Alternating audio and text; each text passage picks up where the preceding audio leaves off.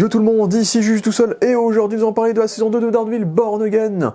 Donc avant de parler de cette saison 2, faut savoir que vous pouvez également retrouver sur ma chaîne YouTube et sur TikTok, aussi en petite vidéo, mes avis sur la première série Netflix du coup Daredevil, tant question Disney+, et la saison 1 de Daredevil Born Again.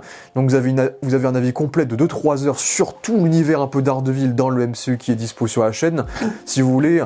Donc c'est pour ça que je vais pas forcément vous donner mon avis de façon extrêmement développée sur ces saisons-là, et qu'on va directement passer à mon avis sur cette saison 2, en sachant que du coup, que si je fais ça très vite fait, pour moi la série Netflix c'est une très grande série de super-héros, c'est une très grande série tout court, qui a vraiment marqué Netflix et qui a beaucoup marqué l'industrie super-héroïque. La saison 1 pour moi est l'une des plus grandes saisons de l'histoire des séries de super-héros et des séries même tout court, je trouve que la saison 1 est un chef-d'œuvre. La 2 est beaucoup plus faible, c'est que la partie avec le Punisher est très bien au début, beaucoup moins à la fin, et la partie avec Elektra est assez décevante, mais la 3e rattrape clairement le niveau, et nous propose une excellente saison avec notamment l'introduction de Bullseye. Et puis concernant Born Again, on savait très bien qu'il y avait de gros problèmes de production, que maintenant c'était Marvel qui se chargeait de cette série-là, et donc Disney qui se chargeait de cette série-là. Ils ont reshooté la moitié de la saison, ils ont quand même gardé de grosses séquences du tournage d'avant, donc on a eu un mélange entre deux tournages qui faisait que la tonalité était très hasardeuse.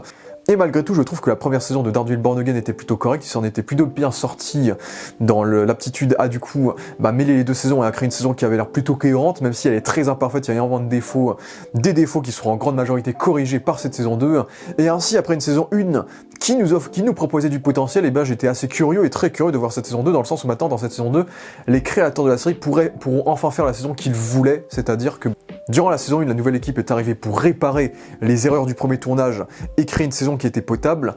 Là, dans cette saison 2, ils ont carte blanche.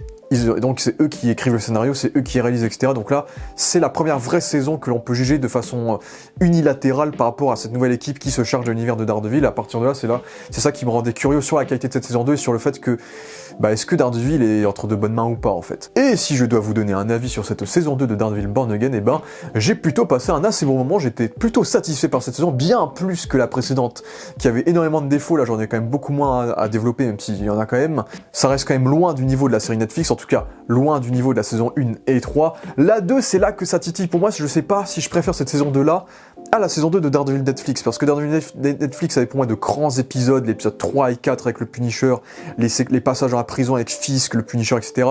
Mais la seconde moitié de l'arc Punisher était vraiment ratée, et toute la partie avec Elektra, le personnage était excellent, mais toute l'intrigue en termes d'écriture, la main, etc., pour moi était globalement assez ratée, avec un final très décevant. Et je trouve qu'en termes de pur poids, de pur équilibre de narration, je trouve que la saison 2 de Born Again est déjà beaucoup plus homogène dans la qualité, et beaucoup moins décevante, je dirais. Après, je dirais que dans la qualité de la tonalité, la réalisation de la photo, etc., je dirais que la saison 2 de Netflix est meilleure, et d'interprétation, etc., mais je pense que j'ai passé un meilleur moment devant Born Again, notamment en plus avec le rythme hebdomadaire d'un épisode par semaine, qui a fait que j'ai savouré chaque épisode, que j'ai donc au moins vu 2 fois à chaque fois. Donc là, je me suis refait la saison 2 en avançant vite fait en 2 heures, pour tout garder, pour me rappeler, de remémorer toutes les infos importantes un peu de cette saison 2. Mais ce n'est pas une grande saison non plus, c'est une saison très encourageante, pas parfaite, pas au niveau de Netflix, mais si Daredevil reste sur ce niveau de qualité-là, ça ne me déplaît pas. Je trouve que la saison reste quand même très cool. J'ai passé un super moment et je trouve que Marvel entame très bien l'année avec cette saison-là et Wonder Man, et j'espère que le reste de l'année va confirmer cette bonne lancée de Marvel qui fait un petit comeback assez satisfaisant pour l'instant. Donc comme je vous l'ai dit, cette critique sera full spoiler, donc à partir de là, je vous recommande d'aller regarder cette saison. Si vous aimez Netflix, il est possible que vous ayez du mal, et encore des défauts de Born Again saison 1 qui sont encore présentes, mais si vous appréciez un petit peu Born Again et que vous pensez qu'il y avait un potentiel, le potentiel est présent dans cette saison 2, et on est clairement sur une amélioration claire et nette de Born Again saison 1. Donc je ne peux que recommander cette saison 2 de façon générale, bien qu'elle soit imparfaite, encore une fois, on n'est pas sur une grande saison de télévision non plus, mais une bonne saison. Donc dans ce contexte, je trouve que cette saison est un peu une culmination de toute la série Daredevil tout court, je trouve. Je trouve qu'il y a un peu ce côté, c'est le grand final entre Daredevil et Fisk. Daredevil et Fisk, ils n'ont jamais été autant à leur prime que dans cette saison. C'est que justement, c'est ça qui est intéressant, c'est qu'on est sur l'opposé total de la saison 1, où la saison 1, c'était Matt Murdock et Wilson Fisk, qui se cachaient derrière leur identité d'avocat, de maire, leur identité civile, et qui essaient de renfermer leur véritable personnalité, qui est le caïd et Daredevil, leur rage, et à la fin, ils la ressortaient. Et dans cette saison, c'est l'inverse. c'est que maintenant Wilson Fisk en tant que maire va tout le temps s'habiller en blanc, va complètement assumer son identité de caïd et se relâcher beaucoup plus. Il est le caïd dans cette saison, il est un dictateur fasciste, etc. Et Daredevil, pour le coup, je pense que Matt Charlie Cox n'a jamais autant porté le costume de Daredevil que dans cette saison. Donc là, en plus cette fois, il obtient enfin le logo DD, qui fait que maintenant il a enfin le costume un peu définitif de Daredevil. Et en plus de ça, il est le chef d'une résistance. Donc les deux personnages sont devenus des symboles de la tyrannie, de la rébellion de l'autre. Donc je pense que les personnages n'ont jamais été dans un point aussi important de leur vie, et je pense que les deux sont à leur prime, et donc c'est là qu'on ressent vraiment ce côté culmination, parce que c'est aussi le point fort, je dirais, de cette série de façon générale, c'est que contrairement à Born Again où il y avait des hésitations, notamment avec les retournages, cette saison assume complètement la série Netflix. Là, il n'y a aucune hésitation, c'est canon à Netflix, là, il y a zéro doute, là, c'est assumé à 100% qu'on est dans l'univers de la série Netflix, et ça m'a fait énormément plaisir. C'est que du coup, on ressent beaucoup plus ce qui, pour moi, fait que cette saison est quand même très agréable à regarder, c'est que, et c'est un truc que j'ai beaucoup reproché à Marvel depuis longtemps, c'est qu'on manque de grande rivalité dans le MCU. C'est que le MCU a beaucoup tué ses vilains beaucoup trop tôt, ou les rendre gentils, ou les transformer en anti-héros comme Loki avec Thor. Et en vrai, Daredevil Caïd, c'est une rivalité qui est présente depuis 11 ans maintenant, qui a été développée sur 11 années, et je trouve ça extrêmement satisfaisant de voir l'évolution de ces deux personnages, l'évolution de leur rivalité au fil des saisons, parce que cette fois on sent le poids de leur rivalité, du passé qu'ils ont vécu, des morts qui sont derrière eux, de l'évolution qu'ils ont traversée, et je trouve que rien que ce background-là de la série Netflix donne du poids à cette saison de Daredevil, notamment grâce à des événements extrêmement importants qu'on va développer dans cette critique. Et je trouve que ça rend la série vraiment très très cool en termes de pur impact émotionnel, on va dire, quand on est fan de l'univers de Daredevil.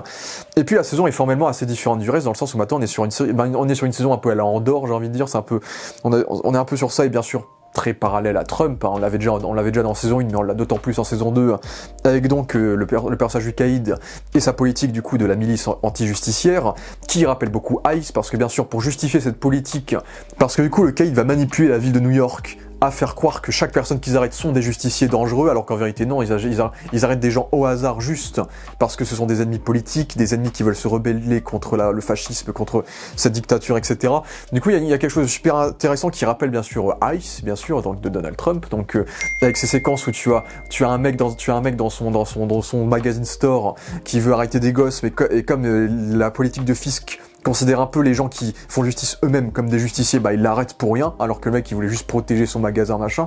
Donc il y a des détails comme ça, on arrête des gens, et du coup il y a des foules qui se plaignent, qui veulent se rebeller, etc. Et donc on va arrêter tout ce qui pourrait entraver du coup la position royale, on va dire, de Fisk dans cette saison, dont Daredevil qui maintenant dans cette saison devient un symbole, purement un symbole. Et c'est pour ça que j'aime beaucoup l'inclusion maintenant du DD qui, putain ça fait 11 ans qu'on l'attendait, son logo DD quand même, ça fait un moment. Mais j'aime bien le fait que du coup dans l'introduction de ce nouveau costume, c'est qu'en fait il a créé ce symbole visuel, donc dans son costume, où il est tout en noir, parce qu'il est dans cette saison, il est plus en mode couverture, il se cache, il est en mode rebelle, etc., donc il est tout en noir, mais il veut quand même montrer son symbole, il se cache plus, il veut quand même montrer qu'il est le symbole d'une rébellion, et qu'il est là pour attiser l'espoir et l'inspiration au peuple de New York. Et du coup, je trouve que c'est une très belle justification de comment on se sert du logo iconique de Daredevil et comment on introduit le logo iconique de Daredevil avec bien sûr des gens qui recopient ce logo avec des RR, Rebel, Resist, Rebuild, qui est un peu le slogan du coup de cette rébellion. Et je trouve du coup qu'il y a ce côté Daredevil Undercover et le Caïd Royal qui est assez cool en termes de pure dynamique dans cette saison, donc qui est super intéressante, ce qui bien sûr critique Trump comme on l'a dit sur le côté Ice, sur Trump qui désobéit à la gouverneure et qui fait comme il veut, Trump qui essaie de distraire le public des véritables massacres qu'il effectue en organisant son fameux match de boxe. Donc il y a, et puis le final ressemble énormément au raid qu'il y a eu au Capitole le 6 janvier de je ne sais plus quelle année, qui est devenu iconique. Donc il y a énormément de parallèles qu'on peut émettre sur la politique Trump, bien sûr. À la différence, je dirais quand même, c'est quand même le truc, c'est qu'on s'inspire beaucoup de ce qui se passe dans la politique actuelle aux États-Unis, tout en préservant totalement l'humanité et la personnalité de Wilson Fisk qu'on connaît depuis plus de 11 ans maintenant. Donc on est quand même moins sur une parodie et ça reste quand même fidèle à ce truc-là, d'autant plus qu'on s'inspire aussi du comic Devil's Reign, c'est que cette saison est plus ou moins une grosse réadaptation de Devil's Reign, donc là, le comics où le Caïd devient le Baron de New York, a une milice qui arrête des justiciers, et du coup Daredevil avec tous les héros street level va créer une armée pour affronter le Caïd, du coup, donc on reste quand même inspiré d'un comics non plus, on n'est pas non plus dans le full Trumpiste on va dire, mais du coup c'est ça qui est intéressant à développer dans cette saison justement. Mais avant de parler des personnages, il y a bien sûr la technique de cette saison, c'est que du coup la réalisation, on aime ou on n'aime pas, mais du coup la réalisation reste plus ou moins la même que dans la précédente saison en termes de pur visuel, c'est qu'on a encore ce visuel brumeux qui va avec plein de lens flare, on va surexposer les fenêtres, et on va jouer sur le côté fumé, le côté brouillard pour faire des visuels très silhouettes, etc. C'est un peu on retrouve le même visuel qu'on avait en saison 1, mais je la trouve quand même mieux maîtrisée. C'est qu'il y a des séquences où je trouve qu'il y a quand même trop de brouillard et trop de lumière, et des fois il force un peu trop. Il y a 2-3 séquences où ça picote un peu aux yeux quand même, mais je trouve quand même qu'il y a des séquences qui sont beaucoup plus belles maintenant avec cette nouvelle mise en scène qui diffère de la série Netflix. C'est que du coup il y a des séquences, je pense notamment à toute la séquence finale entre Buck et Daniel avec ses fenêtres bleues froides. Visuellement c'est très beau, Matt qui prie à l'église avec du coup la profondeur de champ qui transforme les bougies d'église en rouge avec en rond rouge autour de lui. C'est extrêmement bien fait. Donc il y a plein de séquences visuellement extrêmement abouties avec ce visuel là qui fait que j'accepte plutôt ce visuel, et même si c'est un visuel très numérique, un peu quand même moins beau que le visuel de Netflix, au moins ça crée une patine qui est totalement différente visuellement des autres œuvres du MCU. Et donc au moins la série a une identité au sein du MCU, et je ne peux pas dire ça de toutes les séries du MCU, on va dire. Donc on oublie quasiment que c'est une série du MCU avec ce délire là justement. Donc je trouve que la réalisation est quand même mieux gérée que durant la précédente saison, elle est beaucoup plus homogène et beaucoup plus travaillée, ça c'est cool. Et je trouve que les scènes d'action sont extrêmement réussies dans cette saison. C'est clairement une grosse amélioration par rapport à la saison précédente où c'était kiff entre la première équipe et la nouvelle équipe. Là pour le coup j'ai quasiment rien à redire des scènes d'action. J'ai quasiment kiffé toutes les scènes d'action. On sent qu'ils ont plus de budget que Netflix avec les scènes d'action avec Jessica Jones. Je trouve que le caïd de Vincent D'Onofrio, c'est impressionnant de le voir à 66 ans se battre comme ça, avoir des mouvements aussi homogènes, aussi dynamiques à son âge. Et je trouve que vraiment les scènes d'action du caïd n'ont jamais été aussi brutales que dans cette saison-là. Bullseye, il s'amuse de fou avec la mise en scène sur Bullseye, avec des séquences où on tourne la caméra, etc. On s'amuse vraiment sur ses pouvoirs et sur les différents objets qu'on pourrait utiliser pour battre des gens. Donc il y a tout un côté fusil de Tchekhov que lui va utiliser pour buter des gens. Et ça marche super bien. Et Daredevil aussi, du coup Daredevil a de très cool scènes d'action dans le sens où maintenant qu'ils ont le budget avec le MCU, maintenant ils peuvent se permettre de beaucoup s'amuser avec son Billy Club. C'est que dans cette saison il va beaucoup s'amuser avec le Billy Club, il va balancer le Billy Club va retomber sur sa main, il va battre des gens en tirant la corde du Billy Club comme ça. Et donc tout ça c'est des éléments en effets spéciaux qui sont rajoutés en post-prod, mais qui du coup dans cette série rendent les scènes d'action extrêmement dynamiques et créent des chorégraphies extrêmement cool. Et c'est très cool de voir à quel point on exploite super bien l'arme, du coup le Billy Club de Daredevil dans les scènes d'action. Puis globalement la mise en scène est plutôt simple, efficace. Des fois on a des petits plans séquences et on a bien sûr le fameux plan séquence du coup de l'épisode 3, donc plan séquence traditionnel qu'on a dans toutes les saisons de Daredevil, que je trouve extrêmement cool parce qu'on sent que la caméra est super dynamique, on sent que du coup ça se balade un peu partout, ça prend le POV du Billy Club, ensuite ça va sur Swordsman, ça va sur Daredevil, etc. Après je dirais pas que c'est pas le meilleur plan séquence de l'univers de Daredevil, dans le sens où le plan séquence dure quoi, 1 minute 30, on est quand même moins ambitieux je trouve que dans les plans séquences de la série Netflix où on avait un plan séquence qui dépassait les 10 minutes en saison 3, on rappelle. Donc je trouve que le plan séquence est très cool, très bien réalisé, et on sent que maintenant ils ont plus d'aisance numérique avec le budget de Disney. Mais on n'est pas non plus sur un banger absolu non plus. Je trouve que ça reste un très bon plan séquence, mais on n'est pas du niveau, je trouve, des plans séquences précédents. Mais ça reste mieux que le plan séquence avec Bullseye, avec la fumée qui cachait tout le combat, ça c'était nul dans Born Again saison 1. Donc je trouve qu'il y a une vraie amélioration sur les scènes d'action. Et puis comme j'ai dit, ce qui est aussi cool, c'est qu'on s'amuse énormément avec les formats d'images. C'est que là du coup cette saison assume complètement l'identité de Born Again, c'est-à-dire Born Again, c'est une série en cinémascope, donc un peu cinématographique. Mais cette fois-ci, comme on assume totalement l'univers de Netflix, on va mettre des flashbacks de la série Netflix quelquefois. On va mettre des flashbacks de la mort de Wesley, de l'enfance de Matt Murdock, etc. On va montrer toutes les conséquences qu'il y a eu dans la série Netflix qui impactent nos personnages, et du coup, dès qu'on a des flashbacks de la série Netflix, on revient en format de la série Netflix, c'est-à-dire en format du coup 16/9. Et du coup, à chaque fois qu'on a un flashback de la série Netflix, on passe du cinémascope au 16/9, et on a carrément un épisode flashback qui se déroule chronologiquement avant la saison 1 de Daredevil Netflix, qui reproduit quasiment à la perfection la mise en scène de la série de Marvel Netflix, c'est-à-dire, et du coup la série va réussir à parfaitement reproduire du coup la photo de la série Netflix avec du coup le retour du 16/9, et du coup cette photo extrêmement verdâtre avec des lumières jaunâtres et ce côté un peu puant, des visuels très colorés qu'avait du coup la série Marvel Netflix, du coup très contrasté.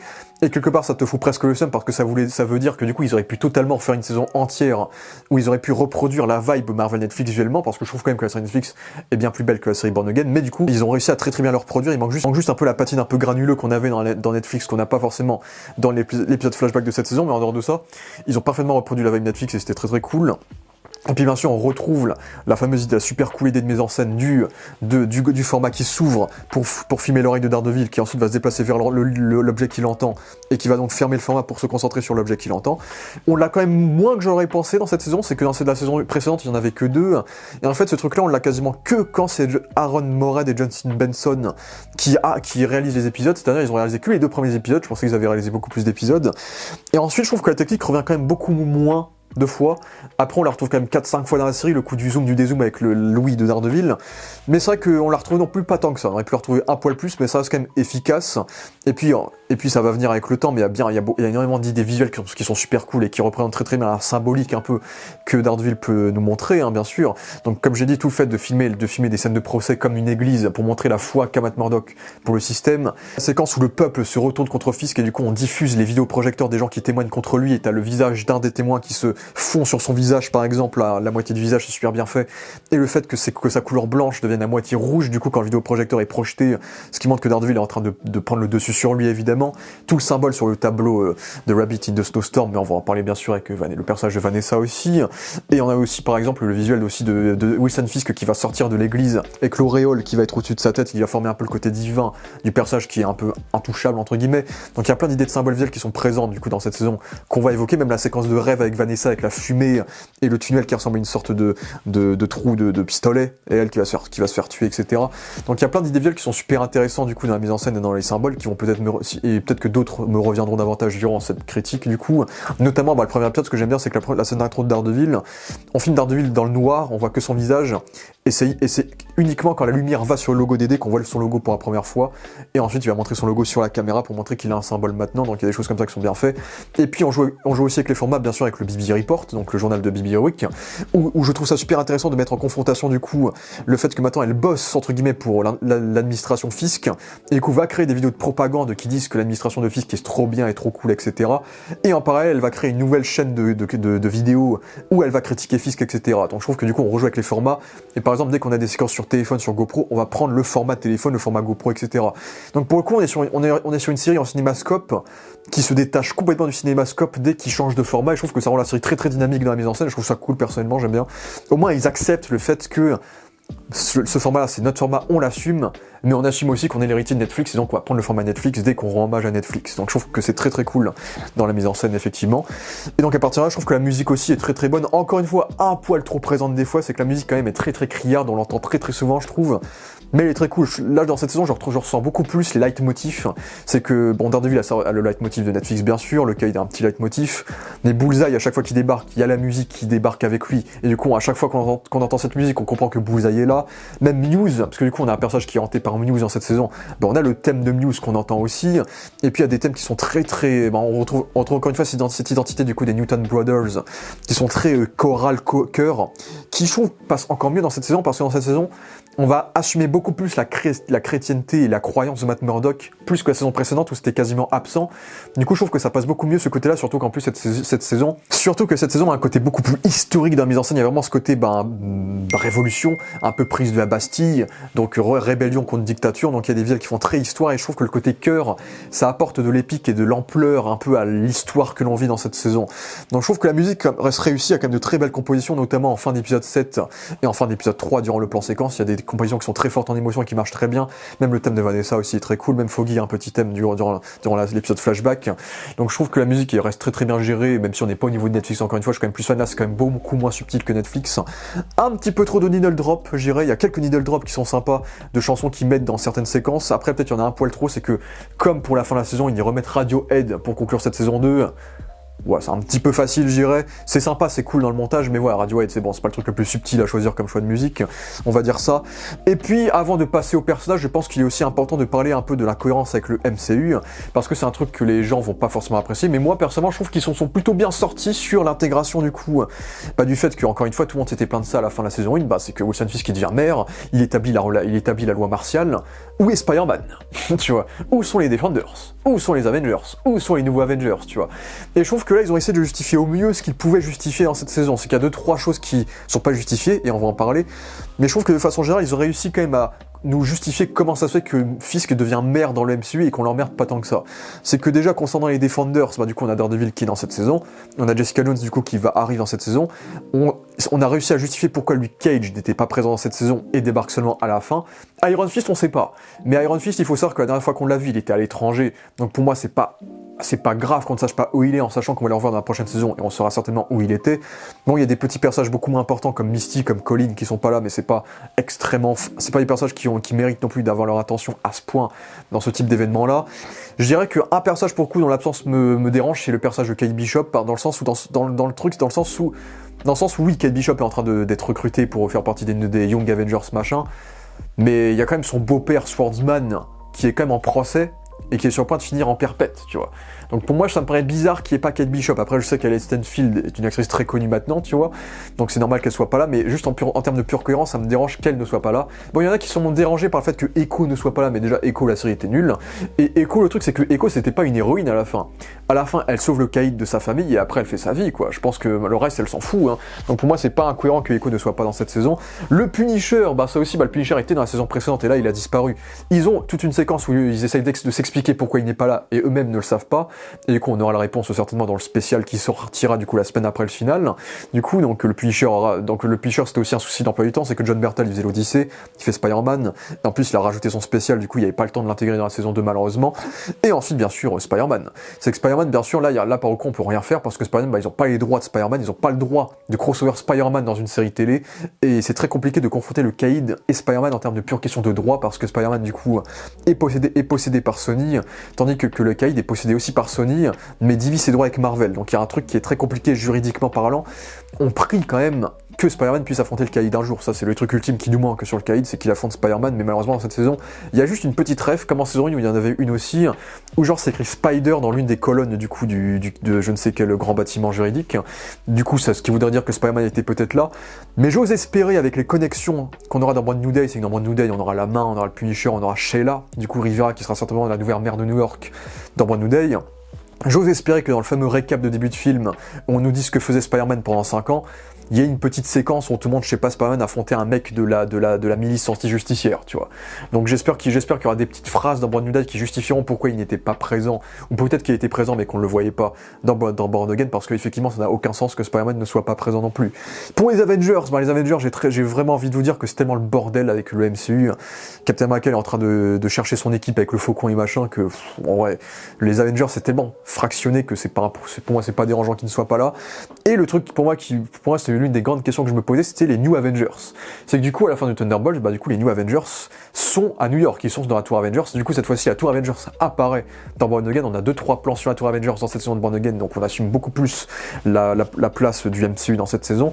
Mais du coup, on a la fameuse connexion avec Valentina Allegra de Fontaine dans cette série, hein, du coup, qui nous justifie pourquoi les New Avengers ne vont pas intervenir pour arrêter le caïd, en fait. C'est que du coup, les New Avengers, du coup, Yelena, etc., bah, ils obéissent pour Valentina. Tu vois, bon, s'ils peuvent faire tomber Valentina, ça on le voit à la fin de Thunderbolts, qui la menace aussi, mais tant qu'ils font ce qu'ils veulent, Valentina va rien leur faire. Et comme Valentina, le fait que Fisk soit maire de New York, ça l'arrange pour elle financièrement et tout, bah pour moi c'est normal que du coup les nouveaux Avengers n'interviennent pas pour arrêter Fisk, parce que c'est pas leur problème, c'est un truc qui arrange Valentina et peut-être que eux ils s'en foutent un peu, tu vois. Donc je trouve qu'ils ont quand même bien réussi à justifier l'absence de beaucoup de personnages du MCU dans cet arc narratif là de mère Fisk. Après, bien sûr, c'est pas parfait, et on verra notamment pour Spider-Man comment ils vont justifier son absence. Mais je trouve quand même que pour une série Daredevil, je trouve qu'ils ont quand même fait l'effort de faire apparaître quand même pas mal de justiciers.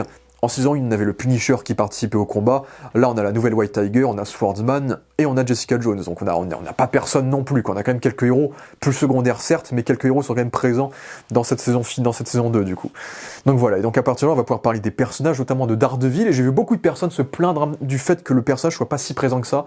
Et je dirais que ça, c'est un des défauts globaux qu'on va aussi évoquer. Bah, au final, je vais reparler d'un autre défaut. C'est le rythme et le nombre d'épisodes. C'est que je trouve que la série, pour le coup, je la trouve très rythmée, très efficace, je trouve qu'on s'emmerde pas vraiment, en vérité, il y a quelques intrigues, on s'emmerde un peu, on va en parler, mais je trouve que la série a un gros problème de rythme, c'est qu'en fait, il y a beaucoup de personnages. C'est ça le truc, c'est que du coup, dans cette saison, il y a quand même une bien meilleure gestion des personnages que dans la saison 1, où ils ont introduit plein de personnages d'un coup, et il y en avait qui étaient pas développés, il y en avait c'était des PNJ, en fait, tous les personnages tournaient autour des deux gros personnages qui étaient Matt et Wilson Fisk, et du coup, ces personnages-là n'avaient pas le temps de respirer, de vivre en dehors des scènes avec Matt ou Fisk, en fait. Ce qui faisait que ces personnages-là, ils n'avaient pas d'identité propre, ils n'avaient pas de personnalité, ils étaient peu intéressants, ils étaient peu développés, et c'était un peu des PNJ, et c'était décevant.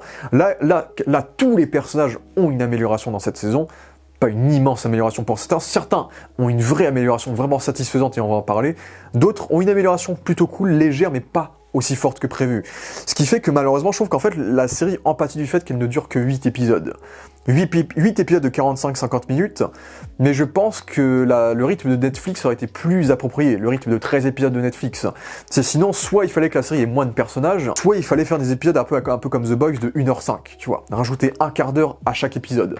Et je pense qu'en vérité, quand tu vois comment The Boys développe beaucoup, The Boys a beaucoup de personnages aussi, et développe trop ses personnages en saison 5, je pense que Daredevil, avec juste 15 minutes de plus par épisode, aurait carrément pu nous développer beaucoup plus de personnages, et beaucoup plus se développer. Je pense que ça aurait été largement suffisant. Et je comprends pas cette limite de durée alors qu'on est sur une plateforme de streaming et vous pouvez mettre la durée que vous voulez dans une plateforme de streaming. Donc je trouve que ça n'a pas de sens de se limiter en termes de durée, là où Netflix nous proposait des épisodes d'une heure des fois, quoi. C'est que la série est très rythmée, mais des fois trop rythmée, et des fois on n'a pas le temps de respirer, des fois on a besoin de respirer, quoi. C'est pour ça que pour moi, si je vous parle de purs épisodes, j'ai quand même apprécié tous les épisodes, mais je trouve que le seul épisode que je trouve vraiment fort en émotion, qui m'a vraiment fait un coup et que j'ai adoré, c'est vraiment le 5e épisode, parce que c'est un épisode thématique, c'est un épisode où il n'y a pas d'action, c'est un épisode qui est pas trop rythmé, c'est un épisode où on prend beaucoup plus le temps de poser avec les personnages, avec Foggy, avec Vanessa, avec Bullseye qui discute avec Daredevil, etc.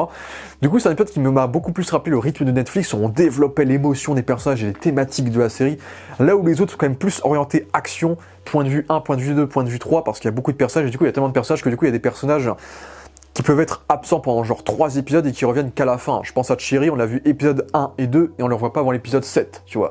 Donc il y a des personnages vraiment, il y a tellement de personnages que des fois ils sont obligés de sacrifier le temps d'écran de certains personnages, et du coup je trouve que ça rend le rythme extrêmement efficace, mais trop efficace, et c'est dommage pour certains personnages.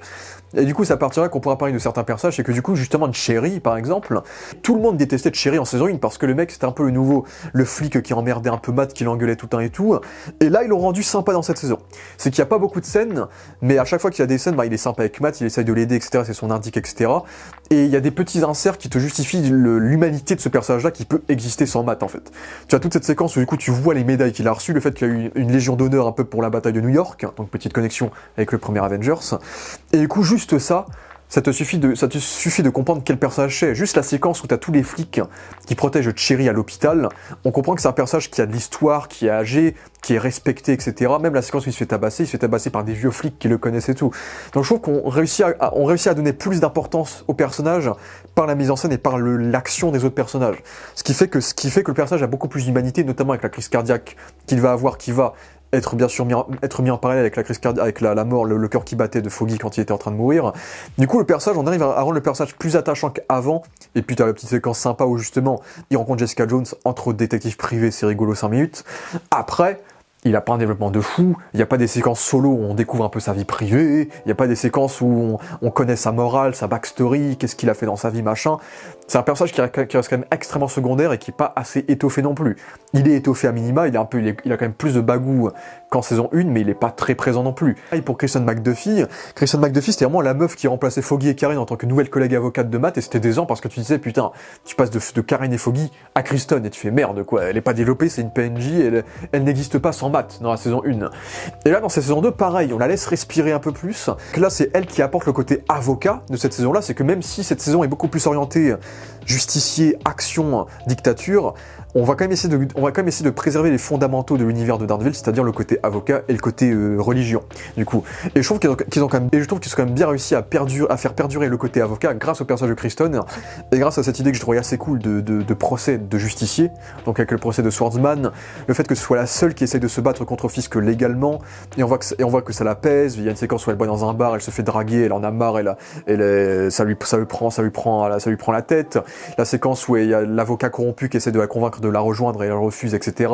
On voit qu'il y a des snacks partout dans son bureau, donc on comprend qu'elle ne fait que bosser. La confrontation qu'elle a avec Heather, où les deux sont maintenant dans des camps opposés, le fait qu'elle se demande où est Matt Murdock, etc. Le fait qu'elle soit plus ou moins une alliée de la résistance, et aussi le fait qu'elle soit utilisée un peu comme utilisation scénaristique pour Daredevil durant la séquence où elle visite Red Hook en étant du coup masquée, et du coup Daredevil va se servir de ces descriptions pour aller libérer tous les prisonniers. Du coup Kristen est beaucoup plus étoffée et beaucoup plus utile dans cette saison que dans les autres. Elle respire beaucoup plus, il y a des scènes où elle n'est pas avec Matt Murdock, la majorité de ces scènes ne sont pas avec lui, mais pareil, je trouve qu'elle n'est pas non plus assez étoffée. Elle est plus étoffée, il y a plus d'humanité dans son personnage, dans les petits gestes, dans sa petite relation avec Angela, un petit peu maternelle, qui est sympa, tu vois. Et j'ai bien aimé la petite séquence où t'as Daredevil qui vient la voir en mode Batman, où il fait une grosse voix pour pas qu'il la reconnaisse, donc c'était assez marrant. Kristen, c'est typiquement le type de personnage qui, dans Netflix, on aurait vu qu'est-ce qu'elle faisait en dehors de ses heures de boulot, comment est sa vie chez elle, est-ce qu'elle a une famille qu'elle aime, est-ce qu'elle a des problèmes d'argent, machin. C'est typiquement les trucs que Netflix aurait montré sur elle. Et il y a des séquences où je me dis, mais merde, pourquoi on l'a pas montré, tu vois. Genre la séquence où Matt Murdock revient d'entre les disparus. Ah bon, si c'était Netflix aurait fait une séquence où Kristen aurait découvert que Matt était de retour, et il y aurait une grande séquence de discussion où Matt aurait justifié à Kristen pourquoi il avait disparu, etc. Et là on l'a pas. Pareil, séquence où Kristen découvre que Matt est Daredevil, pour moi on aurait mérité une vraie discussion entre Matt et Kristen, où Kristen aurait dû demander à Matt pourquoi il lui a caché tout ça, etc. Et même pareil, c'est l'une des seuls personnages qui n'a pas d'épilogue dans cette saison 2 non plus, donc on sait pas vraiment ce qu'elle devient. Bon, elle reste avocate j'imagine, voilà, mais voilà. Du coup sur la fin de la saison, pour moi il y a vraiment des moments fondamentaux qu'on aurait dû montrer avec ce personnage-là, qui ne sont pas montrés, et qui je trouve du coup la rendent un peu moins intéressante que beaucoup d'autres personnages aussi. Puisque pour le coup je trouve que du côté de Daredevil, le personnage qui est vraiment développé c'est Karen Page, bien sûr, donc Deborah Ann Woll, et je trouve que pareil dans son personnage il y a vraiment ce côté culmination de tout ce qu'elle a vécu durant la saison 1 de Daredevil et tout ce qu'elle a vécu entre temps. C'est que dans cette saison-là, il y a des gens qui ont gueulé sur le fait que du coup Daredevil et Karen se sont mis en couple hors champ. Moi j'avoue que je m'en fous, parce que pour moi ça fait 5 saisons qu'ils hésitent à se mettre ensemble, etc. Là ils sont ensemble, c'est bon, point barre, ils sont ensemble, enfin, voilà, ça fait culmination, ils sont ensemble. Et je trouve ça super intéressant le fait que visuellement, on représente vraiment le fait que dans la pauvreté de la rébellion et dans la richesse de la monarchie, on va dire, Fisk et Vanessa et Karen et Matt n'ont jamais été aussi heureux et n'ont jamais eu autant d'alchimie que dans la situation dans laquelle ils sont dans cette saison 2. Et du coup, je trouve que ça très cool, parce qu'en plus, Deborah Ann Woll, elle avait vraiment milité pour revenir, elle était triste qu'elle avait pas été engagée pour Born Again saison 1, etc. Et là, justement, on lui donne vraiment de la place pour respirer et pour avoir un rôle important. Et du coup, j'aime beaucoup le fait que là, on a vraiment une très bonne alchimie entre elle et Matt Murdock. On voit que les deux s'aiment terriblement, ils ont les mêmes traumas, ils ont le même vécu, etc. Et on sent vraiment l'histoire entre ces deux personnages-là. Et j'apprécie beaucoup le fait qu'on ajoute cet amour parfait au fait qu'en termes de pure vision de la justice, les deux n'ont pas du tout la même.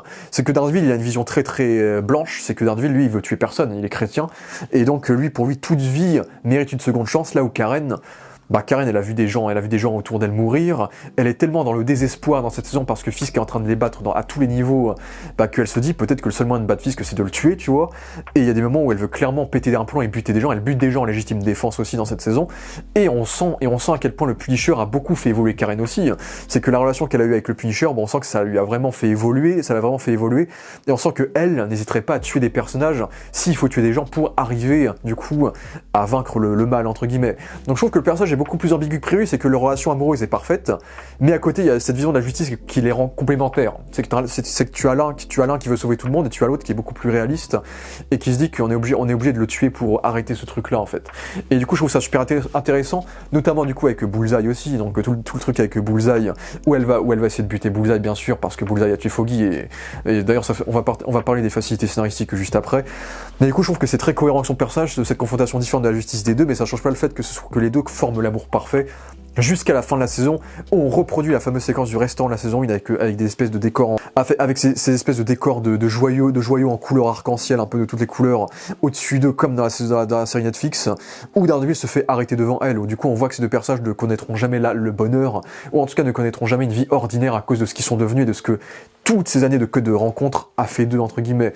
Donc je trouve que c'est vraiment intéressant, et j'aime beaucoup le fait que du coup on ait fait de Karen un personnage qui a beaucoup plus évolué également physiquement, c'est que maintenant elle se bat dans cette saison, elle a des petits moments d'action, elle est dans l'action, elle est en mode espionnage, elle porte des perruques, elle sait manier une arme, elle s'entraîne sur le mannequin, on va dire, de Matt, donc on sent qu'elle ressemble vraiment, c'est vraiment une rebelle dans cette saison, et c'est vraiment une battante dans cette saison.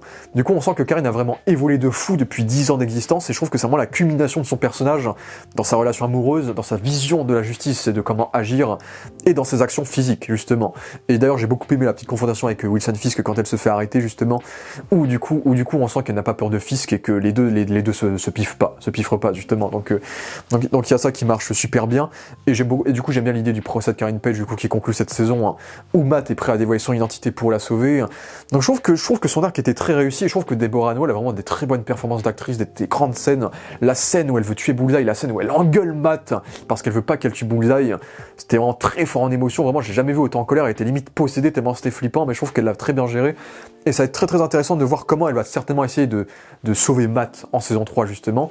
Et genre, ça me fait arriver dans le côté facilité scénaristique de cette saison, comme je l'ai dit, c'est que oui, il y a des facilités scénaristiques dans cette saison, notamment par exemple le fait que Matt se dit bah vas-y, je vais laisser Bullseye et Karine tout seul.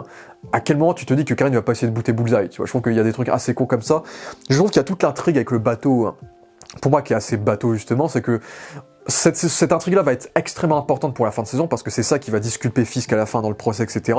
Avec le capitaine de bateau qui va tout balancer sur Fisk. Mais c'est pas extrêmement divertissant. Et je trouve que c'est extrêmement classique, et c'est du vu et revu dans l'univers de Daredevil. C'est que, du coup, on a le fameux bateau rempli d'armes qui va couler, et donc Fisk qui va buter toutes les personnes qui étaient dans ce bateau, sauf les deux capitaines, du coup, qui ont survécu, et qui peuvent balancer le fait que c'est Fisk qui leur a fait vendre ces armes-là à l'étranger, etc. Et du coup, t'as quand même une grosse partie de la saison qui est focus sur le fait que Daredevil était dans le putain de bateau. Et le mec, je sais qu'il est aveugle, mais c'est ce qu'avait dit le chef Otaku. Mais en vrai, le mec, il peut pas filmer les armes, il peut pas faire un selfie avec Daredevil et les armes, tu vois, il peut pas faire un truc, il peut pas mettre des photos, il peut pas avoir des preuves visuelles au lieu d'avoir juste des preuves orales, où il va juste dire ouais, j'étais là quand il y avait les armes, etc. Parce que oui, ce serait important quand il va dévoiler son identité à la fin de la saison, dans le procès, où là il va se dire que oui, j'ai vu les armes, je suis Daredevil, etc. Mais en vérité, on est sur l'ère d'internet, tu vois. T'aurais pu prendre des photos, t'aurais pu prendre des vidéos pour montrer que oui, il y a des armes dans le bateau et je les mets sur internet, tu vois. Peut-être que oui, Fisk aurait réussi à discréditer ça avec l'IA ou je sais pas, tu vois. Mais je trouve que ça aurait été plus cohérent ouais, il y avait des armes, il faut qu'on le dise et tout, voilà quoi. Je trouve que c'est assez facile, et ça ressemble quand même beaucoup à tous les éléments que Fisk a déjà pu faire taire en saison 1 et 3 de la série Netflix originale. Je trouve que c'est de la sous-enquête de Daredevil, on va dire, tout lire du bateau. Et pareil, le capitaine, du coup, le deuxième capitaine, qui va balancer tout en vidéo, et ensuite ils vont appeler le FBI pour l'escorter. Évidemment que le FBI va se faire buter et que le gars va se faire buter, quoi. Je trouve que c'est une giga facilité scénaristique aussi, tu vois. Il fallait le garder avec vous, il fallait le protéger vous-même avec la rébellion, etc. Donc il y a 2-3 éléments comme ça, il y a d'autres éléments qui vont me revenir au fil de cette vidéo aussi, j'imagine, sur les incohérences de cette saison, parce qu'il y en a quand même. Je trouve que le scénario, quand même, je trouve que la symbolique, les idées scénaristiques, les évolutions de personnages sont super intéressantes dans cette saison. Mais il y a l'exécution scénaristique et logistique de beaucoup de séquences laisse à désirer. Pareil, la séquence où t'as Daniel qui découvre que bébé Yurik a une clé USB, a une carte SD. Et d'un coup, Daniel sait que bébé Yurik, du coup, est une traître, etc. Frère, elle a une carte SD, c'est une journaliste. Normal qu'elle ait une carte SD, tu vois. Donc je trouve que ça n'a pas trop de sens, même le fait qu'on lui donne une carte SD. C'est une journaliste, on est dans l'ère d'internet, tu peux lui envoyer un mail crypté ou je sais pas, tu vois. Carte SD, c'est trop risqué, tu vois. Donc on dirait qu'il n'y a pas internet dans cette saison, c'est ça un peu le défaut dans la cohérence du truc, on va dire. Mais du coup, oui, je trouve qu'il y a des facilités scénaristiques qui laissent à désirer dans cette saison, effectivement. Ensuite, après Karen, on a aussi les membres de la rébellion. Encore une fois, on a White Tiger, du coup, la nouvelle White Tiger, du coup, Angela Del Toro. J'ai apprécié le fait j'ai apprécié son petit arc dans cette saison avec le fait que sa mère se fasse arrêter, bien sûr son oncle qui était mort la précédente saison, et le fait que l'arrestation de sa mère va causer un déclic chez elle où elle voit sa vie new-yorkaise se faire détruire, sa mère se fait arrêter, ses potos se font menacer de mort. Donc on voit cette petite gamine qui est en train de voir sa vie être détruite et qui se dit je vais prendre les affaires de mon oncle et je vais devenir la nouvelle White Tiger. Mais en vrai, on la voit pas beaucoup, mais j'aime bien les petits moments où on voit que tous les petits gestes peuvent contribuer à la rébellion. C'est pas juste des grosses scènes d'action, c'est juste des petits gestes comme elle qui va voler des talkie-walkie pour savoir ce que font la milice, elle qui va griffer les pneus des voitures de la milice pour les empêcher de les poursuivre. C'est des petits gestes qui font les grandes réalisations de la rébellion. Tu vois la séquence où ils vont lancer les vidéoprojecteurs devant le peuple, où justement on montre tous les témoins qui sont contre Fisk. Tu vois, c'est encore une fois les petits gestes, les gestes où elle va passer la clé USB à son pote qui doit la passer à bébé, etc. J'aime bien le fait qu'avec elle, on représente vraiment ce côté un peu comme Andor, c'est que les petits rouages de la rébellion peuvent créer les grands rouages qui vont sauver le monde, entre guillemets, et arrêter la force impériale, entre guillemets. Donc je trouve que c'est le côté que j'aimais bien dans son personnage. Ensuite, en dehors de ça, bon, elle a un proto-costume. J'espère qu'elle aura un meilleur costume plus tard, mais son proto-costume est sympathique, tu vois. Pour le coup, c'est vraiment un costume digne de Netflix, hein, pour le coup, avec le sweat, le cache-cou, vraiment les protections sur les bras en blanc, tu vois. J'aimais beaucoup le costume du White Tiger original. Là, c'est un proto-costume, il est sympathique, il est pas incroyable. J'espère qu'elle aura un bien meilleur costume par la suite, mais j'accepte parce qu'elle démarre un peu sa carrière de White Tiger dans cette saison. Bon, elle a pas beaucoup d'action, elle n'a de l'action que à la fin de la saison, ou à la fin de la saison, du coup, elle venge plus ou moins enfin son oncle, quand Cole North, du coup, se rend compte qu'il a tué son oncle pour rien, et elle, du coup, qui va se battre en team-up avec Daredevil et Jessica Jones, ce qui est assez stylé en rétrospective, en vérité, et du coup... Bon, je trouve quand même que la série a jamais trop réussi à bien justifier le délire de l'amulette. C'est qu'en gros, il y a une amulette qui donne une force surhumaine et c'est tout. Et c'est vrai que il faudra faire un spécial là, sur White Tiger. Il faudra justifier le personnage et l'amulette, etc. Parce que c'est vrai que là, tu vois une gamine d'1m50 qui tabasse des soldats. Si tu connais pas trop les comics et si tu sais pas que l'amulette te donne des pouvoirs, tu vois, tu comprends pas comment elle fait pour être aussi cheatée, tu vois. Après, c'était cool de voir White Tiger avoir des petites séquences d'action en fin de saison, quand tu connais un peu le personnage des comics. Après, c'est vrai que oui, j'aurais aimé qu'on développe un poil plus l'univers du personnage. Un spécial ne serait pas de refus. Je trouve que l'actrice est plutôt bien. Et oui, elle non plus, on sait pas ce qu'elle devient à la fin. Peut-être qu'on la reverra en saison 3 en tant que justicière avec les Defenders, pourquoi pas. Nous verrons, mais le personnage était plutôt cool. Tout comme Swordsman, et j'étais triste qu'il soit parti avant la fin de la saison. J'aurais adoré voir Swordsman en team-up avec toute l'armée à la fin de la saison. Parce que Tony Dalton est de plus en plus engagé sur des projets. Tant mieux, parce que c'est un acteur que j'adore, hein, Lalo Salamanca dans Better Call Saul. Mais je suis enfin content qu'on ait donné les lettres de noblesse de Swordsman à Swordsman, pour le coup. Et donc j'ai beaucoup aimé, du coup, son rôle dans cette saison, où du coup, t'as un épisode où tout le monde l'a kiffé. J'étais très content que les gens kiffent enfin Swordsman. Dans le sens où moi, c'est un acteur que j'adore Tony Dalton. Swordsman, c'est un personnage qui peut être cool parce que c'est un personnage qui a ce côté businessman élégant, charmeur, moustachu, etc. Et à la fois, c'est un justicier qui se bat de façon élégante avec ses épées, etc. Donc oui, du coup, c'est un personnage à la fois qui colle bien à l'univers du Caïd, à l'univers de Daredevil, ce qui est plutôt cool. Et j'aime bien ces séquences de dialogue où il a un peu cette diction un peu à la V pour Vendetta, où il sait qu'il va perdre le procès, où il dit que ouais, les gens applaudissent et tout, mais on sait que c'est un mensonge, etc. Vraiment avec cette diction très très noble, un peu à la V pour Vendetta de rebelle, extrêmement poli et charmeur. Donc je trouve que ça va très bien avec le personnage.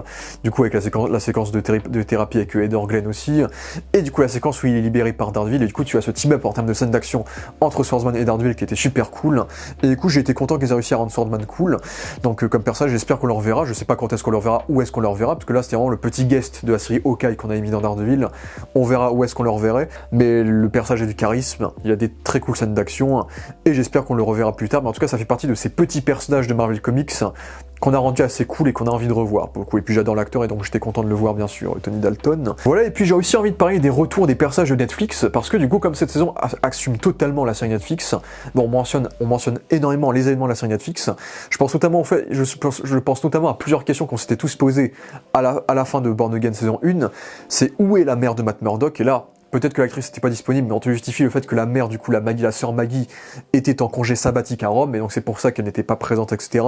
Donc on justifie pourquoi il n'y a pas Maggie Murdock, mais j'espère qu'on la reverra plus tard dans la série, bien sûr, ce qui a été censé protéger Matt plus tard aussi. On a le personnage de Brett Mahoney, qui était le flic un peu principal de la série Netflix, qui revient, et pareil, c'est un peu bizarre de dire qu'on l'a pas vu avant, ou qu'est-ce qu'il faisait avant, mais il est là, il est de retour. On voit que pareil, il a évolué, il a évolué en grade, il est beaucoup plus important dans la police et tout, donc c'était cool de le voir en tant que personnage qui était là depuis la saison 1 de Netflix, hein, donc c'était cool de revoir Brett Mahoney. On a aussi Ellison. J'ai beaucoup aimé le fait qu'on te montre que Baby Yorick bosse avec Ellison. Ellison qui est l'éditeur en chef du bulletin où bossaient Ben Urich et Karen Page. Et on te montre du coup aussi que Ellison aide Baby Yorick à venger la mort de son oncle et à arrêter le caïd, ce qu'il faisait déjà dans la série Netflix. Bon, il a un petit camo visuel à la fin, on le voit le temps d'un plan à la fin de la saison 2 du coup, mais c'était cool de revoir Ellison aussi. Et bien sûr, on a également le retour de Wesley, donc Wesley en flashback. J'étais extrêmement heureux de voir Wesley en flashback, parce que j'adore Wesley, c'était l'un des personnages préférés d'Daredevil. Vraiment cet homme de main qui avait trop de charisme, il était très charismatique, il portait certaines séquences à lui tout seul. J'ai toujours été triste qu'on le tue aussitôt, mais je trouvais que sa mort était trop essentielle, celle pour l'évolution de Karen Page, et donc pour moi on peut pas l'enlever non plus, quoi. C'est que ça, il devait mourir à ce moment-là. Mais j'ai adoré le fait qu'ils aient réussi à ramener l'acteur, du coup, donc Toby Leonard Moore, qui a pris un coup de vieux quand même s'ils ont réussi à bien d'y quand même. Mais j'ai bien aimé le fait qu'on retrouve retrouve un peu l'alchimie qu'il avait avec le Caïd, avec les séquences dans la voiture, avec cet étalonnage verdâtre, ça rappelle vraiment les grands moments dans la voiture, encore une fois, de la série Netflix, où justement on te montre que Wesley en fait a eu un rôle important dans la vie de Wilson Fisk. C'est vraiment ça qui était important de montrer chez lui dans cette saison de Born Again, le fait que c'est lui qui a proposé de faire du business dans une galerie d'art, et le fait que c'est grâce à lui qu'en fait Wilson a rencontré Vanessa parce qu'il est ami avec la patronne de la galerie d'art. Du coup, sans Wesley, Fisk n'aurait jamais rencontré Vanessa et sa vie n'aurait jamais été la même sans Wesley. Et le fait que sans Wesley, il n'y aurait jamais eu Buck, parce que du coup ils ont fait le lien entre Wesley et Buck, et le fait que Buck était probablement un collègue dans l'armée de Wesley. Et on te fait comprendre pourquoi Fisk a vraiment confiance en Buck, c'est parce que Buck était ami avec Wesley, et Wesley avait confiance en lui, et Wesley c'était quasiment un fils pour Fisk, il aimait énormément Wesley. Donc Buck incarne un peu cet héritage de Wesley, où pareil t'as la séquence où du coup il dit à Wesley que tu as vraiment évolué, tu as vraiment grown up to the world, genre maintenant t'es habillé en costard cravate et tout. Et on voit que Buck maintenant, qui remplace Wesley maintenant, bah, est un peu devenu le nouveau Wesley, en reprenant le même style vestimentaire de Wesley. Donc on voit que Wesley a eu un impact sur Fisk, sur Buck, et que du coup son personnage, malgré tout, pareil, par les petits gestes, ce personnage a été essentiel dans la vie de Fisk. Et j'aime beaucoup le moment où du coup Daredevil récapitule toutes les personnes que lui et Fisk ont perdues, et on te met Wesley aussi en flashback pour te montrer à quel point Wesley, c'est un personnage qui était extrêmement important dans la vie de Fisk. Donc ça m'avait fait très très plaisir de revoir Wesley. Et bien sûr Foggy. Si on doit terminer sur les alliés de Daredevil, bien sûr le retour de Foggy évidemment. Donc Foggy, j'ai été très heureux de revoir Foggy, et honnêtement, comme je vous l'ai dit, l'épisode 5 c'est le meilleur épisode de cette saison, l'un des meilleurs épisodes de l'univers de Daredevil tout court. J'ai adoré cet épisode qui m'a vraiment touché, vraiment bien au cœur. Et cet épisode m'a vraiment fait rendre compte à quel point Foggy était essentiel à l'univers de Daredevil, à quel point on avait perdu quelque chose en perdant Foggy, quoi. C'est que Foggy, il avait vraiment une présence extrêmement forte, il avait vraiment ce côté comic relief, meilleur ami avec un grand cœur, bon gars, le gars un peu normal autour de tous ces personnages un petit peu timbrés. Et du coup, cet épisode m'a vraiment rappelé à quel point Foggy manquait à cette série, et que même si cette saison 2 arrive quand même à survivre sans Foggy, Foggy reste quand même l'un des cœurs fondamentaux de l'univers de Daredevil, et même dans cette saison on n'arrête pas de mentionner Foggy, on parle constamment de lui, on a des flashbacks de sa mort constamment, la présence de Foggy est toujours extrêmement ressentie dans Born Again. Mais cet épisode-là, où du coup qui se déroule avant du coup Netflix, où tu as cette idée absolument incroyable, on te ramène du coup le duo Matt et Foggy, qui pour le coup sont encore stagiaires, ils sont encore avocats pour leur firme capitaliste, qui est pas une firme très positive, et bah là ils vont se retrouver à défendre un mec qui coûte pas cher, qui est un brigand qui vend de la drogue, qui était un ami d'enfance de Foggy. Du coup Foggy il a de l'attache envers ce mec, alors que ce mec là c'était un bully, c'était un cancre qui le tabassait et tout. Et ben Foggy malgré tout va tout faire pour le défendre, parce que Foggy croit aux deuxièmes chances. Et du coup tu as toute cette séquence où il fait un câlin à ce mec là, il lui donne de l'argent pour qu'il puisse fuir et tout. Et je trouve que ça donne vraiment l'humanité de Foggy, c'est que Matt lui est beaucoup plus pragmatique. Il a été élevé dans la religion certes, mais il a été élevé dans tout ce qui touche à la grâce, et avec son identité de Daredevil qui le rend beaucoup plus violent, il est moins ouvert que Foggy dans l'idée d'épargner un criminel. Et du coup je trouve que ça crée un déclic qui est super intéressant entre Matt et Foggy. Et l'arc thématique de cet épisode qui est en fait que tout le monde mérite une seconde chance, et que tout le monde mérite d'être sauvé, et qu'en fait que Matt, en fait durant tout l'épisode, Matt se rappelle de cette affaire-là, où Foggy a sauvé un mec qui a fait des conneries pour lui donner une deuxième chance, dans un moment où Matt se doit de sauver la vie du mec qui a tué Foggy, quoi. C'est que Matt se rappelle des conseils de Foggy pour essayer de sauver la vie du mec qui a tué Foggy. Et du coup c'est ça qui est marrant, c'est qu'à chaque fois que Matt pense à Foggy quand il voit Bullseye, il pense au fait qu'il faut qu'il le laisse en vie pour Foggy, parce que c'est ce que Foggy aurait voulu. Là où quand Karine pense à Foggy, Karine pense à buter Bullseye. Du coup on voit que l'idéologie des deux n'est pas la même. Mais du coup je trouve que moralement l'idée thématique était incroyable. Le fait que durant tout l'épisode il essaye de sauver la vie, alors que même Bullseye durant tout l'épisode dit à Daredevil laisse-moi crever, tue-moi, etc. Et Daredevil se dit non, je le fais pour Foggy, je vais te sauver la vie pour Foggy, même si c'est toi qui l'as tué, quoi. Donc je trouve que idéologiquement c'est super cool, et j'ai trouvé que l'épisode était super touchant, d'avoir leur alchimie quand ils sont en tant qu'avocats, dans les séquences interrogatoires, dans les séquences dans leur bureau, et ils essayent de faire inculper le mec, ou d'essayer de le sauver, etc. On retrouve du bon vieux Daredevil comme on l'aime, et c'était extrêmement plaisant, jusqu'à cette fin où Matt est inspiré par ce qu'a fait Foggy en sauvant la vie de cet homme-là, et en prenant l'argent que eux avaient, et du coup maintenant ils ont plus beaucoup d'argent, ce qui montre à quel point pour eux, l'avenir c'est pas juste l'avenir de leur firme, c'est l'avenir de tous les gens qui peuvent rendre New York meilleur en fait. Et du coup je trouve que pour les fans fans qui étaient très très tristes de la mort de Foggy dans la saison 1 de Born Again, bah, je trouve que ça offre une très très belle conclusion au personnage de Foggy qui s'en va de façon beaucoup plus héroïque avec cet acte de sauver la vie d'un homme, et le fait que Matt soit inspiré par ça, c'est que la dernière chose qu'on va se rappeler de la part de Foggy, c'est pas sa mort, c'est à quel point il a inspiré Matt et à quel point il continue à inspirer Matt même dans la mort par tout ce qu'il a fait par le passé. Donc je trouve que Eldon Henson était excellent encore une fois, l'alchimie était parfait, et je trouve que l'intégration de Foggy dans cet épisode flashback était super bien trouvée pour le coup, et j'ai adoré.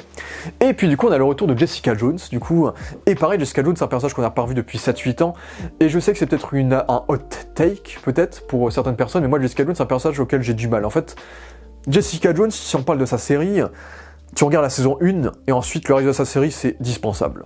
C'est que la saison 1, avec Kilgrave, avec la relation qu'il forme avec Kilgrave, il y a un côté qui marche tellement bien, il y a une dichotomie, une tension qui marche super bien, qui fait que la saison 1 de Jessica Jones, c'est vraiment une réussite. Tandis que les saisons 2 et 3, une fois qu'il n'y a plus Kilgrave dans l'équation, bah, tous les autres personnages secondaires sont extrêmement ennuyeux, et je trouve juste que le personnage de Jessica Jones, en dehors du comics Alias, avec Kilgrave, bah elle a pas grand chose à raconter en fait. C'est que le concept est cool du personnage, le concept d'un personnage qui était sur le point de devenir une super-héroïne, dont la vie a été gâchée par un mec qui l'a contrôlé toute sa vie, et du coup au lieu de devenir une héroïne, elle devient une détective privée alcoolique, tu vois. Donc on est sur un personnage qui est très nihiliste, mais très charismatique et qui utilise quand même ses pouvoirs.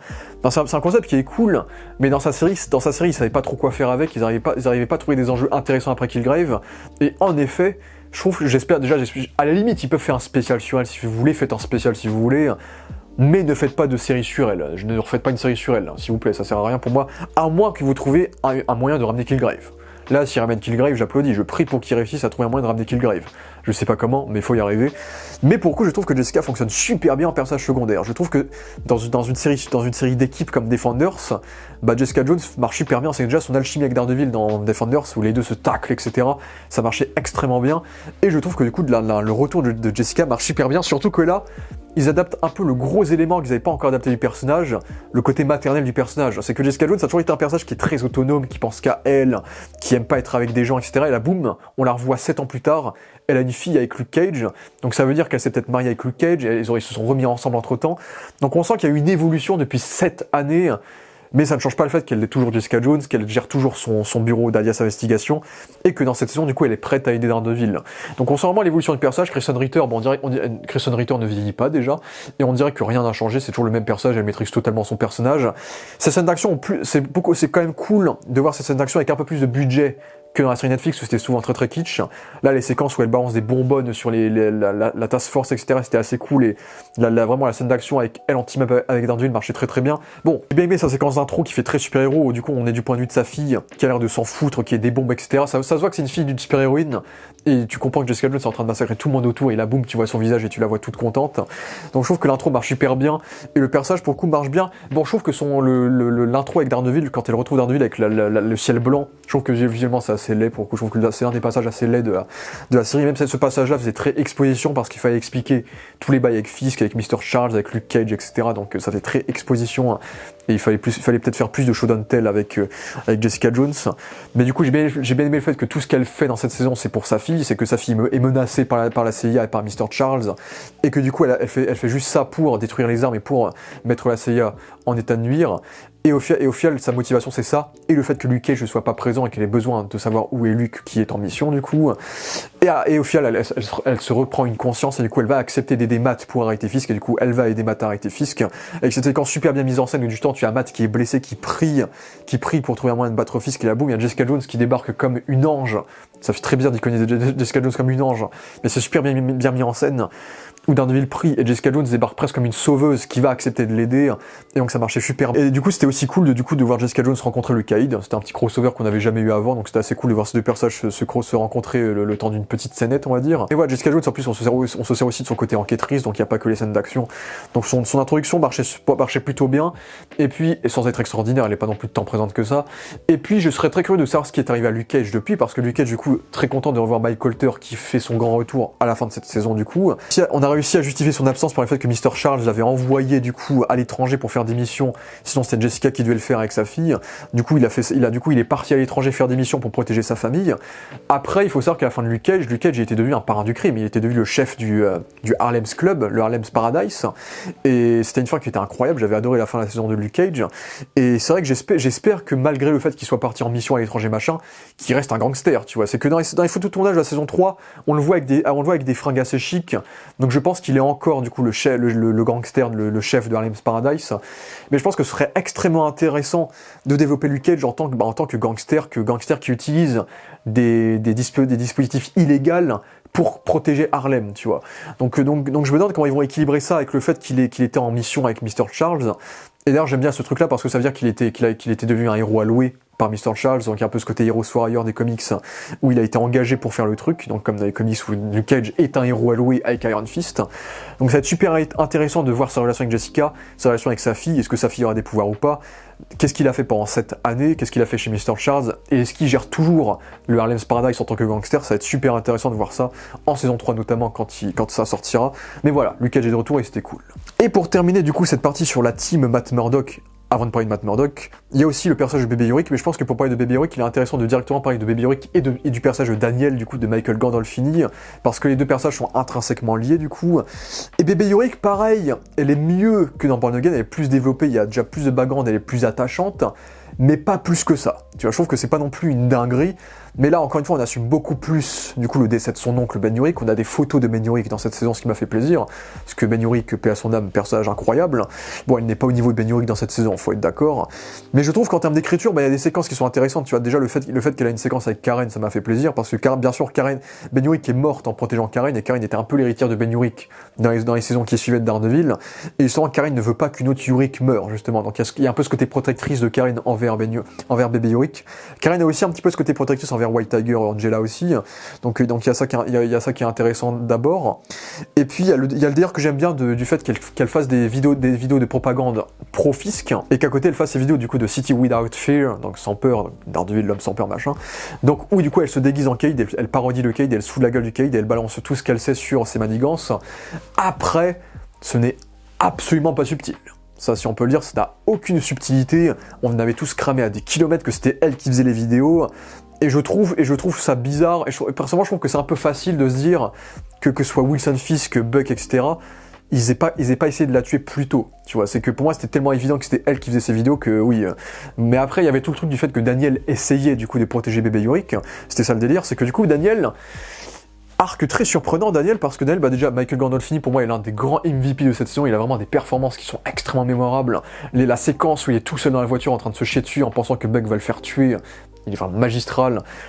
À chaque séquence où il essaie de se justifier devant Wilson Fisk, où il essaie de porter ses coronets, on va dire, ça marche super bien. Et les séquences du coup où il est en train de paniquer, il sait pas quoi faire à côté de Baby Yorick, il est en train de paniquer, il sait pas quoi faire s'il veut la donner à Buck ou s'il veut la sauver, etc. Il est vraiment extrêmement, il est vraiment très très fort en termes d'humanité. Et je trouve que son personnage prend des directions vraiment que je m'attendais pas à voir. C'est que moi je pensais vraiment que Daniel c'était plus ou moins une réadaptation un peu du fils de Wilson Fisk, du coup Richard Fisk, et que du coup un peu l'arc narratif de ce personnage-là, c'est qu'il devienne de plus en plus négatif et qu'il devienne du coup un peu l'héritier du Cade. C'est même ce que Buck pense dans la fameuse séquence du dîner où il dit qu'il voit bien Daniel comme futur successeur de Wilson Fisk. C'est que du coup Buck a tellement confiance en Daniel qu'ensuite il lui fait qu'il tue des gens et il lui fait faire enterrer un cadavre. Donc maintenant Daniel a rejoint entre guillemets le cirque et maintenant il est au courant des méfaits de Fisk et du coup de Buck. Et du coup Buck pense vraiment que Daniel va faire le choix difficile et va devenir un homme corrompu comme lui en fait. Et je trouve que la relation entre les deux est super intéressante parce que Daniel il voit un peu Buck comme un grand frère qui le manage et on voit que Daniel il a du talent. C'est qu'il y a toute la séquence où il dit à Daniel où Daniel connaît très bien le passé de Buck et lui dit tout à Buck. La séquence où il mange le hot dog où on voit que les deux s'apprécient quand même et que c'est pas juste professionnel, il y a vraiment une amitié entre les deux qui est vraiment cool. À côté de ça, Daniel il profite de sa richesse, il profite du building qu'il a. On voit que c'est un mec qui kiffe sa vie, qui en profite, qui fait la fête et tout. Et donc on voit qu'il aime vraiment bébé Yorick, on voit qu'il l'aime vraiment, qu'il l'apprécie, vraiment il est limite amoureux d'elle. Et on sent du coup qu'il y a ce conflit entre l'amour et le conflit d'intérêt de son travail en fait de charger de la communication. Et du coup on voit que durant toute la saison, Daniel fait tout pour protéger bébé Yorick. Il fait tout pour la protéger, jusqu'au moment où c'est impossible à protéger, où il se dit si là je continue à la protéger, Buck va me tuer. Donc là c'est vraiment le point de non-retour où Daniel se dit est-ce que je deviens le pourri que je suis censé être? C'est que là pour l'instant le seul truc que j'ai fait c'est enterrer un cadavre, ou est-ce que je deviens courageux, je me sacrifie, je sauve bébé Yorick, ou je deviens l'homme que mon père aurait été fier de connaître, d'avoir comme fils. Et je trouve que ça marche super bien parce que Daniel, durant toute la saison, on le traite un petit peu comme un pseudo Charlie Kirk Jr., tu vois, on le voit avec la casquette, il y a la séquence où il achète tous les goodies Wilson Fisk, tu vois. Il est vraiment propre Fisk. Et même à la fin de la saison 1, on le teasait vraiment sur le fait qu'il allait tomber dans le côté obscur. Et au final, tu as cette séquence où tu as bébé Yorick qui est invité chez sa mère pour son anniversaire, et on voit que sa mère est un peu malade et extrêmement gentille, elle est fière de son fils, c'est très très mignon, il est vraiment infantilisé Daniel. Et ensuite, bébé Yorick va dans la chambre de Daniel, et se rend compte que Daniel, c'est juste un super mec en fait, c'est un mec qui a des affiches de musique, qui a des photos de famille, il a perdu son père quand il était jeune, c'est un jeune homme normal en fait, c'est un bon gars entre guillemets, et du coup c'est là qu'elle se dit je vais arrêter de me servir de lui en tant qu'indique pour le protéger, tu vois. C'est que là il est trop menacé, là je vois qu'en fait Daniel c'est un bon gars, c'est un mec qui a du cœur, qui a un potentiel et qui mérite pas tout ce que je lui ai fait subir. Et c'est pile le moment où justement Daniel va essayer de la vendre à Wilson Fisk, et où Daniel est sur le point peut-être de devenir un antagoniste. Du coup, j'aime beaucoup le fait qu'on te montre qu'en fait Daniel c'est juste un mec cool, un mec bien, qui s'est retrouvé dans la mauvaise situation malheureusement pour lui. Et du coup, c'est un personnage qui devient extrêmement tragique, à la manière de Reign Nadim notamment dans Daredevil saison 3. C'est un personnage qui se retrouve dans une situation où il sait qu'il est foutu, il sait qu'il a fait un sacrifice, il sait qu'il va mourir pour ses idées entre guillemets, mais il le fait pour sauver quelqu'un qu'il aime, quoi. Donc je trouve ça très très fort avec la séquence où les deux sont sur le point de s'embrasser, le dilemme qui se crée entre les deux. Et le moment où Daniel accepte de sauver bébé, de la laisser partir, et accepte de se confronter à Buck sans peur, avec courage, en disant du coup fuck you Buck. Ce qui fait un parallèle avec le fait que tout le monde dise dans la série thank you Buck, donc ça c'est marrant. Et le moment où il essaye de réveiller l'humanité de Buck, qui le tabasse presque à mort, qui le fout par terre et qui lui pointe une arme pour le tuer. Et au final, Daniel fait tout pour essayer de réveiller l'humanité de Buck, qui peut-être un jour va se faire trahir par Wilson Fisk. Et Buck, on sent clairement qu'il est impacté par cette situation. Et malgré tout, il va quand même tuer Daniel. Du coup, Daniel meurt de façon très froide, très gangster. Je pense que ça correspond bien à Michael Gandolfini, fils de James Gandolfini, du coup, Tony Soprano. Mais du coup, j'étais très surpris que Daniel meure aussitôt dans la série. Mais en vérité, d'ailleurs, faut savoir qu'à la base, il devait pas mourir. C'est qu'en fait, la balle dans la tête, ça a été ajouté en post-prod. En fait, l'acteur a tourné des scènes pour l'épisode 8 où il est vivant, où Buck l'a épargné, où il essaye de démissionner de son poste, où on lui refuse de le faire démissionner. Il avait des scènes avec Sheila, avec Wilson, etc. Et en fait, ils ont préféré tout couper parce qu'ils savaient pas quoi faire de lui en saison 3. Et donc, ils ont estimé que le faire tuer dans cette saison était plus fort émotionnellement et en termes d'arc narratif que le laisser vivre. Parce qu'en vérité, en vrai, ils ont raison, parce que je dirais que Daniel, la Fisk est plus là, Sheila va devenir mère, Daniel, à la fin, Daniel, en fait, il va juste redevenir... Daniel, il va devenir quoi? Il va devenir chargé de la communication, il va revoir sa famille toute gentille, il va redevenir content, il va vivre une vie heureuse avec bébé Yorick. C'est la série Daredevil, les gars. C'est pas les flamants roses, c'est pas les licornes, tu vois. Donc, pour moi, c'est vrai qu'en termes de pure histoire, de pure narration, c'est beaucoup plus intéressant que Daniel meure qu'il vive. Parce que s'il vit, il n'y aurait pas grand chose d'intéressant de faire avec lui, ce serait juste le gamin qui serait content, qui aurait sa vie heureuse. Là où en le tuant, on sait que sa mort va impacter bébé Yorick, comme la mort de Ben Yorick avait impacté Karen Page, et sa mort va certainement impacter émotionnellement Buck pour la saison 3. Et j'aurais très hâte de voir ce que ça va arriver. Et d'ailleurs, très bon fair play de Michael Gandolfini, qui est très content de la mort de ce personnage et qui accepte totalement la mort de son personnage. Oui, Michael Gandolfini a animé beaucoup des podcasts du podcast Daredevil Born Again saison 2. On voit que lui, limite, il a milité pour mourir, justement parce que pour lui, c'était mieux pour l'histoire. Donc bon, bien à lui, et je lui souhaite une très bonne carrière, parce que je trouve vraiment que lui, c'était vraiment l'un des personnages qui a vraiment été... C'était déjà l'un des personnages qui était un peu plus développé que les autres en saison 1, mais dans cette saison 2, là, ils l'ont vraiment développé à fond, et c'était vraiment l'un des gros coups de cœur de cette saison 2, et franchement, je lui souhaite une aussi bonne carrière que son père, peut-être meilleure carrière que son père, justement. Et du coup, bébé Yorick, j'avoue qu'au contraire, pour bébé Yorick, j'avais un peu du mal avec son personnage. C'est que bébé Yorick, il y avait un peu un côté connasse, en fait, sur son personnage, c'est que d'ailleurs, il y avait tout le truc qui était pas subtil d'elle, qui faisait les vidéos où elle était déguisée en caïd, bien sûr, qui était rigolo, tu vois, mais c'est pas subtil. Pour moi, elle aurait dû crever bien plus tôt, tout le monde avait cramé que c'était elle. Mais c'est parce que le personnage est utilisé un peu comme un test pour Daniel. C'est que Buck fait tout pour que Daniel la tue ou la balance, pour être sûr que Daniel soit dans son camp. Donc on peut justifier le fait que ce soit pour ça que bébé ne soit pas morte plus tôt. Bon, elle n'est pas morte du coup, mais je trouve que le personnage est vraiment détestable des fois. Toute la séquence où elle va balancer aux autorités que Vanessa est en train de mourir, alors que Daniel lui a dit de pas le dire parce que c'est un moment difficile et tout, je me dis oui, ok, on est dans un monde fasciste, ok, tu veux faire tomber un empire, ok, Wilson Fisk a tué ton oncle, mais tu fous Daniel dans la merde en faisant ça, tu vois. C'est pas une info qui est nécessaire pour faire tomber le caïd, de dire que Vanessa est en train de mourir. C'est qu'en fait, à la fois, elle se sert de Daniel en tant qu'indique pour lâcher des informations, etc. Mais à la fois, elle se sert de ces informations pour provoquer les médias et pour provoquer Wilson Fisk. Et du coup, il y a des moments où je la trouve vraiment conne et détestable. Et c'est pour ça que même si Daniel a une belle mort, bah, je trouve ça triste que Daniel meure pour une meuf aussi conne, tu vois. C'est que Ben Urich, dans la saison 1 de Daredevil, était beaucoup plus subtil que ça. C'était un vrai journaliste avec de l'expérience.